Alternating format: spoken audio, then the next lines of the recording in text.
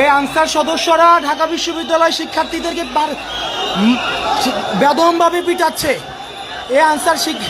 এই আনসাররা ঢাকা বিশ্ববিদ্যালয় শিক্ষার্থীদেরকে, ঢাকা ইউনিভার্সিটি এসেছিল তাদেরকে,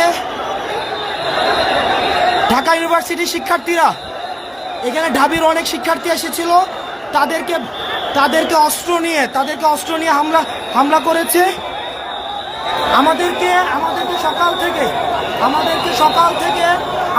সকাল থেকে ঘিরে রেখেছে, আমাদেরকে আবদ্ধ করে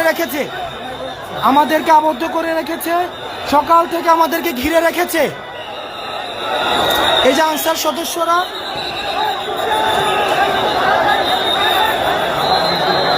আমাদের বিশ্ববিদ্যালয়ের অনেক ছাত্র আহত হয়েছে।